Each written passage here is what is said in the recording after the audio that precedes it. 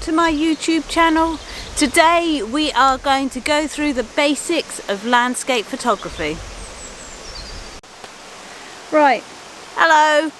Today, so yes, we're going to go through the basics of landscape photography. So I have set myself up with one picture and we're just going to go through that and go through what is going through my mind. I've got in my mind about 5 tips. We'll see if the video works out like that. We'll see. So I'm at Iworth Pond, which is in the New Forest. It's quite local to me and I know this pond quite well. Strange choice for me to come because I always struggle taking photos here. It is really lovely here, really beautiful. I'm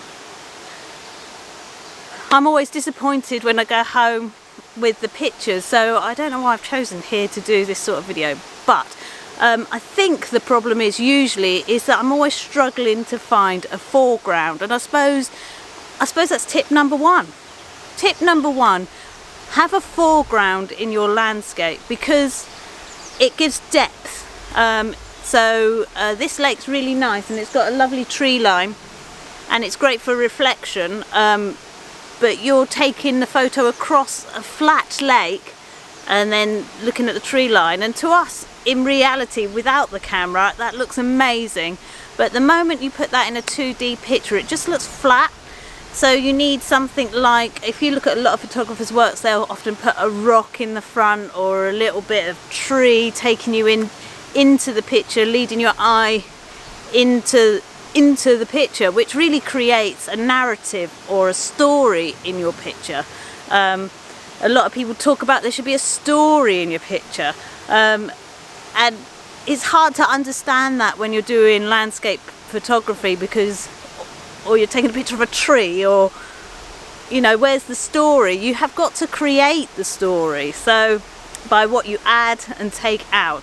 I am babbling now, so we are going to get on with this. We're going to talk about tripods first, so bear with me, let's set up for that.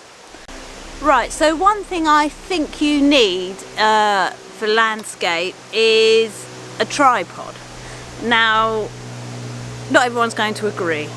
So if you don't agree with what I'm saying, that's fine. So I think a tripod for landscape is great. It means you can have your ISO on 100 usually, because you don't have to adjust your shutter speed to compensate for shaking, because you're sitting on a stable tripod. So if your shutter speed is below a 60th a second on an unstabilized camera and maybe a 15th of a second if you've got good stabilization in your lens, you could probably do it handheld without a tripod, but you would have to adjust your ISO to get the shutter speeds you want. So if you had a tripod, you could have 100 ISO or lower if you've got a fancy camera, and the shutter speed that you need. So a nice stable tripod. Now this is not a perfect landscape tripod. This is the tripod I use for work that makes money, which is my general photography. So it's usually in a studio, or if I have to use it on groups for weddings and things like that. But it's pretty good. Most landscape photographers have a ball head on their tripod, so they can just move their camera around like that. Anyway, that is something you need to research. If it's going to stop you going out because you do not want to carry a tripod, then just cancel out everything I've just said, because it's more important to get out there and do the picture than the tripod itself. But I do recommend a tripod. Again, going on a bit long, so we'll go on to the next thing. Right, next thing is, if you've got a tripod, use live view for landscape photography. As long as you can see it and the sun's not hitting it too much. I quite often put my coat over my head so I can see the screen if the sun's shining on it, because it is quite handy to use live view. You can, if you're using manual focus, which I recommend if you trust your eyes, you can go on the area you want to have very sharp and magnify that and then manually focus, and that is a brilliant facility. So recommend live view. But again, you know, it doesn't matter if you don't take any note. This is just recommendations. So live view. Right, next recommendation, use manual. Now, I can hardly see me, I'm so short. Look, I'm not even as high as my camera. Using manual, photographers, there's like t-shirts you can buy out there that says, oh, you can tell who's a real photographer by if they use manual. I've got a load of old rubbish. But for this instance, I do recommend using manual because for a landscape you're controlling as much as you control, and you're controlling the camera, and you are the brain today using your camera. So put your camera on manual. That means you can set your own shutter speed, you can set your own ISO, and you can set your own aperture. You've got loads of time to think about it. So stick it on manual, and then be the brain of your camera, not let the camera think for you. Excellent. Right, next thing is, I've mentioned it already, ISO. When possible, I recommend you use 100 ISO.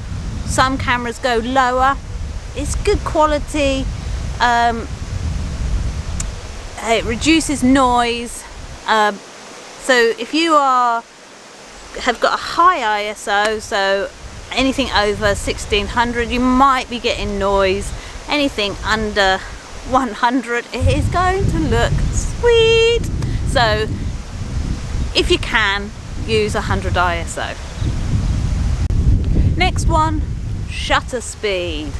Right, because we're on manual, we are choosing our own shutter speed. Well, it may matter, it may not. You're on a tripod, so you don't have to worry about shake from yourself, but you do have to worry about movement within your subject. So if there are grasses and flowers moving and the effect you want is to freeze that, then you need a faster shutter speed. But if the effect you want is to get some motion in that, you could use a slow shutter speed. A good example of using a good time to use a slow shutter speed is for water. You can smooth things out by slowing down the shutter speed, and then there is motion blur, and that is the motion blur that you want. So the point of being on manual is to be able to control these things. So, and sometimes if you're taking pictures of maybe a field full of corn, and it's a really windy day, maybe you want some movement, so then you adjust your shutter speed accordingly. So shutter speed, make sure you've got the correct shutter speed, not just for you holding the camera or it being on a tripod, but also for the subject you're taking a photo of. Right, next one, what haven't we done? We've done ISO, shutter speed. Oh, it must be aperture.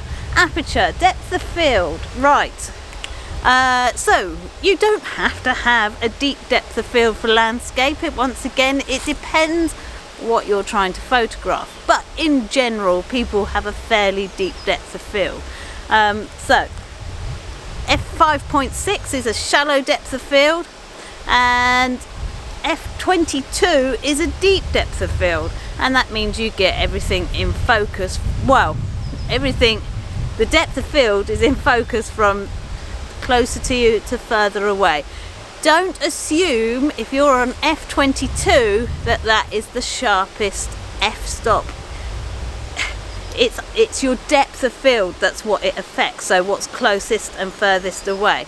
If you can get away with getting everything sharp with something like f8, that probably is a sharper f-stop.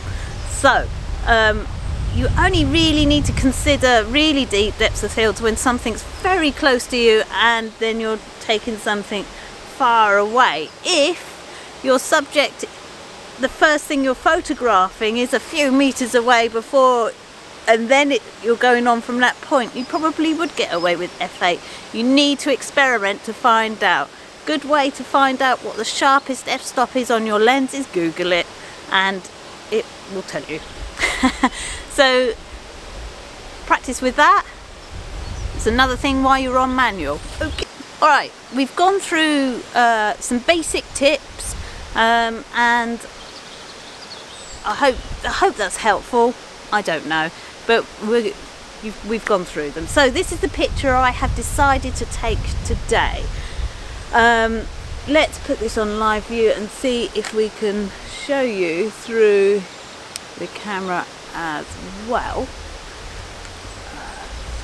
Let me see. So this is the picture we're taking today. I have set up in a way that is quite a narrow shot. So I have got the tree here in the foreground with the daffodils, which I quite like, and then we've got leading lines into the picture with the branches at the top of the picture.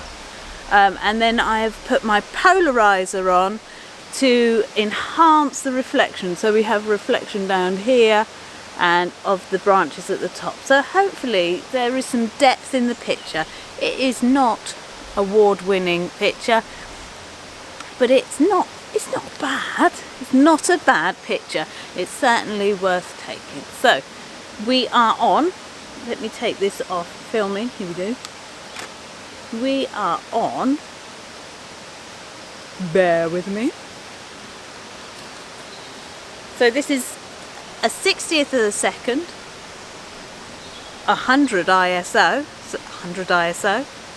f6.3. So I could probably actually do with, because these daffs are quite close, and we're shooting up here, it's not a huge depth, but I could get away with going on to f8, certainly.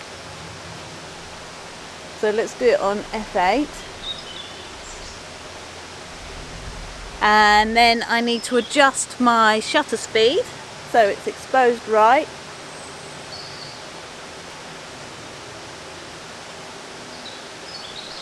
Right, we seem to be happy with that. Let's have a look on the back of live view. I can hardly see it because it's so bright. That looks nice. Press the shutter. I've got it on a 2-second delay. Don't really need to, because the shutter speed, what did I say, is a 50th actually, a 50th of a second. And I've got it on f9 because I'm not precise, but there we go. I've got my polarizer on to enhance the reflection. I think I said that before. So excellent, that's the shot. Let's see how it goes.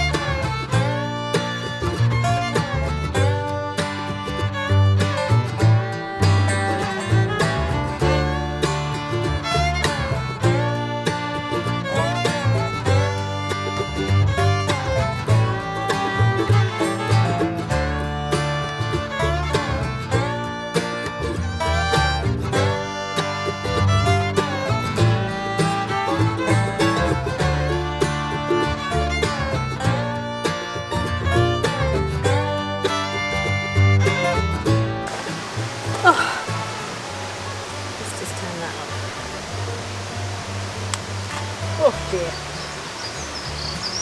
Also, you could ignore everything I say and not use a tripod at all. Well, I am using a beanbag in this shot. The same sort of thing, isn't it? But once you've learned how to use your ISO, your shutter speed and your aperture, then that is when you can start not following the rules to get something different to everyone else. I think that's a good piece of advice. Anyway, that is up to you to take on how much information you want to take.